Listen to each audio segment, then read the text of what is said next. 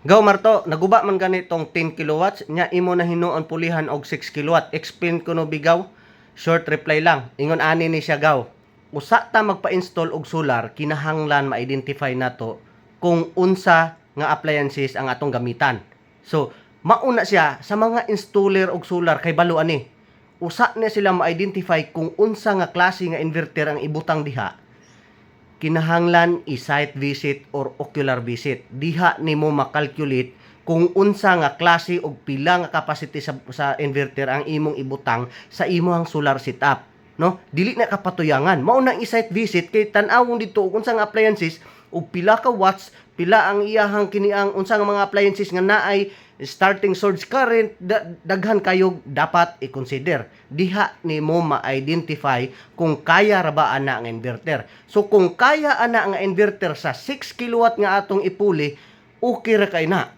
Nganong mangarap man ta sa dako nga inverter nga kaya ra man day sa ubos nga inverter.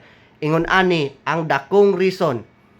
Kung makaya ra sa ubos nga inverter, kana lay gamita ubos nga inverter. Kay ngano man, ug mo palitag mas dako nga inverter, mas okay pud siya. Pero dakong pero ang pangutana, ang sobra kaayo nga kusog or sobra kaayo nga pag-compute sa imong inverter, overkill ra kayo, no?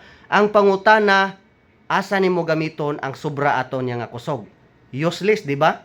So sayang sa mubo nga istorya, sayang ang kusog sa imong inverter og sobra na kaayo.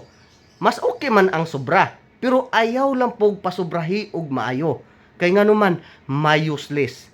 Walay gamit ang sobra nga kusog sa imong inverter. Kay ang imong appliances, gamay ra may imong gigamitan. Nganong nagkinanglan man jud kag dako jud kay ang capacity. Okay ang dako nga capacity ha, wala ko maingon nga dili okay. Mas okay gani na siya. Pero sobra ra pug kaayo, no?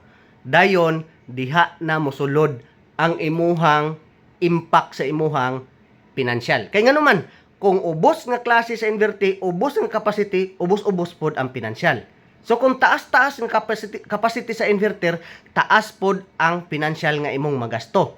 So unsa may kalahian ana? Unsaon man nimo pagbawi sa imuhang gasto og dali kay ang imuhang kini ang silbi billing sa kuryente is gamay ra siya, unya dako kayo ang imuhang gi-invest. So ang imong ROI or return of investment mo abot pagpila ka tuig usa nimo siya mabawi.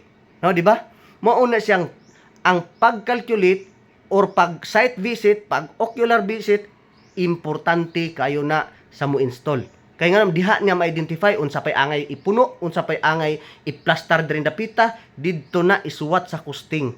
I-appeal na sa costing para ihatag sa nagpa-install sa client, mahanay, ma-explain mo nga mao ni dapat na to ipuno, mao ni dapat na to ibutang kay para dili siya manuhaw. Asa ka pa dong ang akong kwarta no ngano maning naning gasto.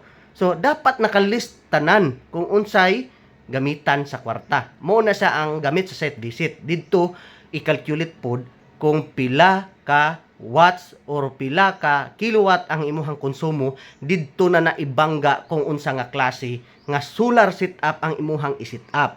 Ingon ana ra kasayon gaw. So daghan kay mong salamat unta nakat-on kagamay ani sa ato ang short videos. God bless.